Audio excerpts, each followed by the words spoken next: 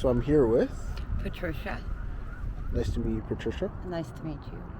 Whereabouts are you from originally? The northern Alberta border in the NWT, in a small community. I've been here off and on for 31 years. So how was your childhood there? It was a quiet community. Just an average, everybody knew each other. People came into our community. Everyone was aware and let people know, so this way none of the kids would get hurt. There was alcohol issues, but we tried to conquer all that, right? So in this community like that. So I guess it's in Edmonton, there's a lot of the addictions, cross addictions and stuff, where myself, I fell into also. But it doesn't mean that it takes anything out of us. So maybe we see things in a different way or aspect, right? I know that the homeless are struggling. They've done a lot of improvements, and they're continuing improving. But there's a lot of people still homeless, and it's getting cold, so it'd be nice to see some good people help out. When did you first come to Edmonton? In 1999, yes. I was pregnant with my first son, Gabriel. So. And how was it then compared to now? It was not peaceful back then. It's getting chaos right around now. It's a lot different. There's people going through different issues, organizations trying to give good supports when you're going through a financial crunch or any other type of disaster in your life, right? They're trying to help us, but sometimes we hit a wall and we can't seem to get financial support or even to get a credit check done or get our ID. Recently I lost mine. So there's a lot that could be done. Hopefully it would be nice to see a lot more things or people trying to help with this situation. So, yeah. Are you homeless right now? Yes, I am. And how is it how long have you been homeless? Almost 2, 3, 4 years now. 4 years because I can't get my credit check done. When I did get my ID, it got stolen. So, or else somebody else said that's not who it is and took my ID, right? It took me about 4 years to go back to the NWT to get my credentials reissued, my birth certificate and my picture ID.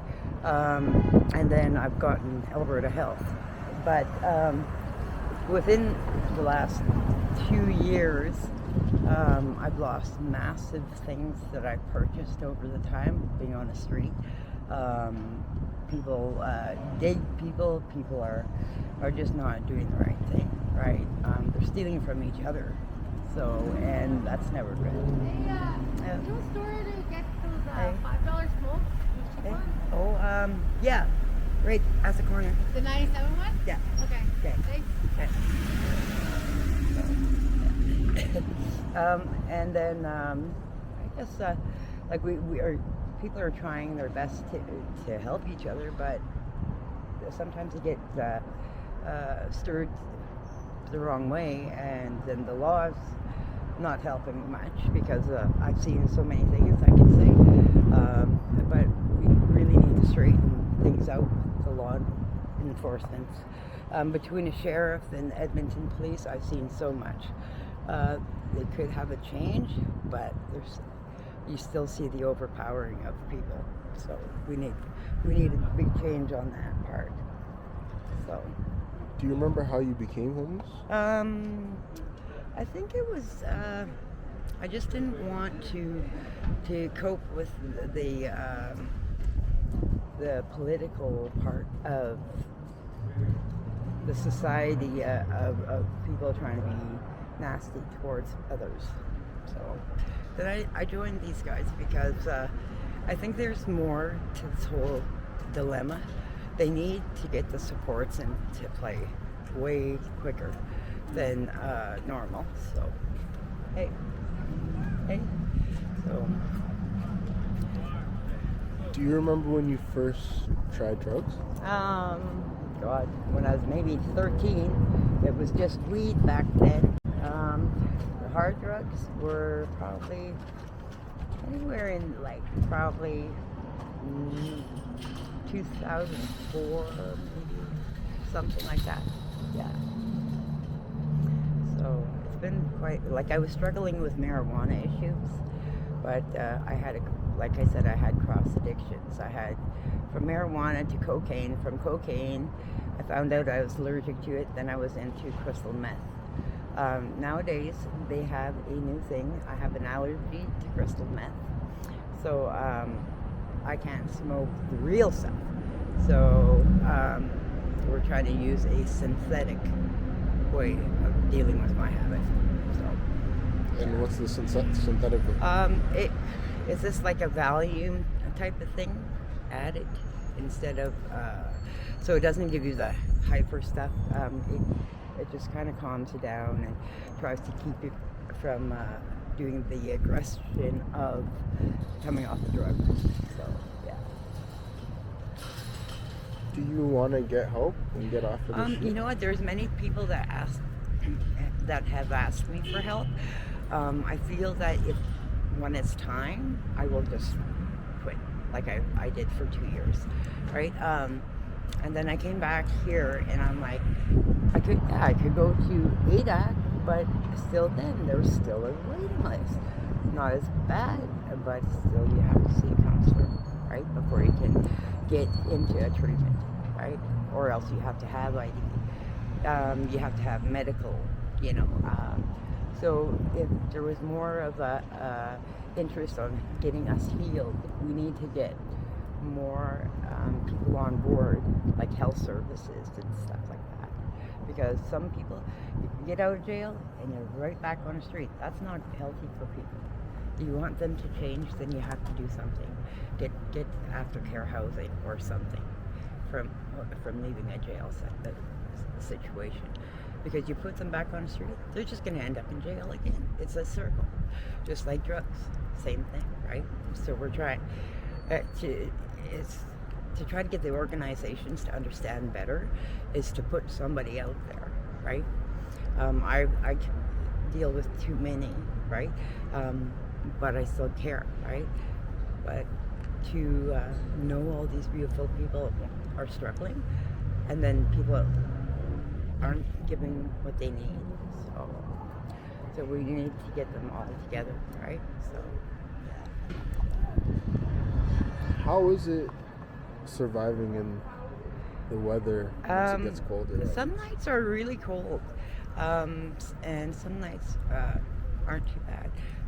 It depends if you have tarps, blankets. Some people sleep like on boxes, right? And that's not cool, right? I had like a whole bunch of dirty bedding and stuff, and I put it outside, and then 3 minutes later it was gone, right? So that person probably stayed warm because of my dirty bedding, right? So I'd rather see them have something, right? So if there's more people giving to them, like blankets and stuff, it would be nice. Tarps, you know, candles even, right? So, but like I've noticed the amount of homeless have increased a lot. Probably about 82% weren't homeless, and they recently got evicted. So there's something going on. If it's through the resident managers or just property, right? So maybe someone didn't pay rent, but they could have made arrangements, you know. So it's a sad thing to see so many people struggle. So. What are some of the wildest things you've seen while being homeless here? I can't say. Yeah, that is something I can't say. Yeah, there's lots. Yeah.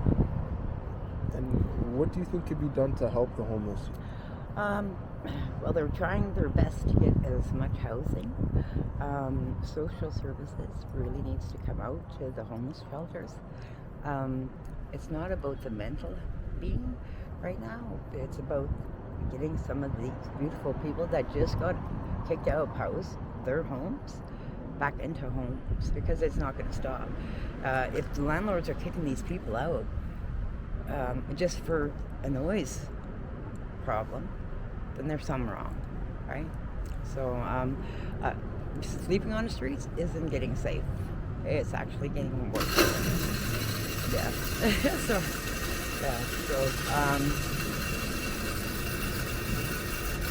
good things going on. Thank you very much for your time. I appreciate it.